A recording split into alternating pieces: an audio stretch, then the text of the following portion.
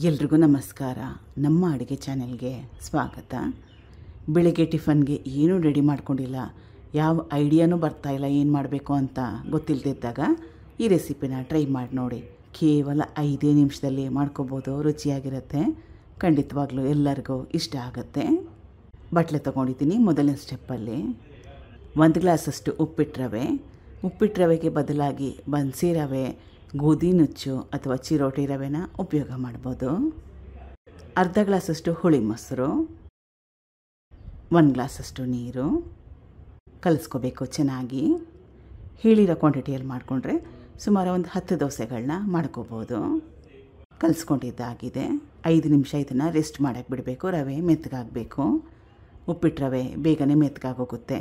ಅಥವಾ ಚಿರೋಟಿ ರವೆನ ಉಪಯೋಗ ಮಾಡಿದ್ರೆ ತಕ್ಷಣವೇ ಮಿಕ್ಸಿಗೆ ಹಾಕೋಬೋದು. 5 ನಿಮಿಷ ಆದಮೇಲೆ ಸ್ವಲ್ಪ ಗಟ್ಟಿ ಬಂದಿದೆ.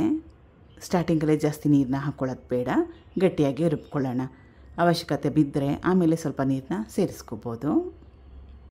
ನೀರು ಸ್ವಲ್ಪ, ರುಚಿಗೆ ತಕ್ಕಷ್ಟು ಉಪ್ಪು, ಸ್ವಲ್ಪ ಸಕ್ಕರೆ. ಹುಳಿ ಮೊಸರು ಹಾಕ್ಕೊಂಡಿದ್ದೀನಲ್ಲ, ಸ್ವಲ್ಪ ಸಕ್ಕರೆ ಹಾಕ್ಕೊಂಡ್ರೆ ರುಚಿ ಬ್ಯಾಲೆನ್ಸ್ ಆಗುತ್ತೆ.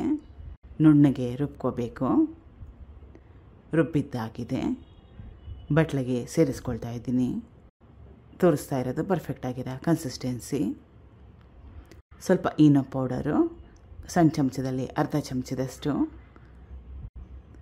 ಈನೋ ಪೌಡರ್ ಮನೇಲಿಲ್ಲ ಅಂದರೆ ಅಡುಗೆ ಸೋಡಾ ಮನೇಲಿದ್ದರೆ ಹಾಕ್ಕೋಬೋದು. ಇಷ್ಟ ಇಲ್ಲ ಅಂದರೆ ಎರಡೂ ಹಾಕ್ಕೊಳ್ದೆ ಕೂಡ ಮಾಡ್ಕೋಬೋದು. ಈನೋ ಪೌಡರ್ ಹಾಕೊಂಡ್ಮೇಲೆ ಅದ್ರ ಮೇಲೆ ಸ್ವಲ್ಪ ನೀರನ್ನ ಹಾಕ್ಕೊಂಡು ಚೆನ್ನಾಗಿ ಕಲಿಸ್ಕೋಬೇಕು.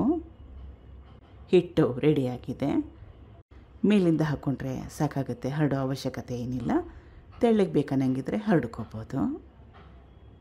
ಇದ್ರ ಮೇಲೆ ಸಣ್ಣದಾಗಿ ಕಟ್ ಮಾಡಿ ಇಟ್ಕೊಂಡಿರೋ ಈರುಳ್ಳಿ, ಹಸಿರು ಮೆಣಸಿನ್ಕಾಯಿ, ಕೊತ್ತಂಬರಿ ಸೊಪ್ಪು, ಕ್ಯಾರೆಟ್ ತುರಿ, ಎಣ್ಣೆ ಸ್ವಲ್ಪ, ತುಪ್ಪ ಕೂಡ ಉಪಯೋಗ ಮಾಡ್ಬೋದು. ಒಂದು ಕಡೆ ಚೆನ್ನಾಗಿ ಬೆಂದಮೇಲೆ ತಿರುವಾಕೊಂಡು 2 ಕಡೆ ಬೇಯಿಸ್ಕೋಬೇಕು. ಈಗ ಆಗಿದೆ. ಮಿಕ್ಕಿರೋ ಹಿಟ್ಟಿಗೆ ಸೇಮ್ ಪ್ರೊಸೆಸ್ನ ಫಾಲೋ ಮಾಡಿ. ಕಾಯಿ ಚಟ್ನಿ ಜೊತೆಗೆ ತುಂಬಾ ರುಚಿಯಾಗಿರುತ್ತೆ. ಟ್ರೈ ಮಾಡಿ ನೋಡಿ ಒಂದು ಸಲ. Thank you for watching. ಧನ್ಯವಾದಗಳು.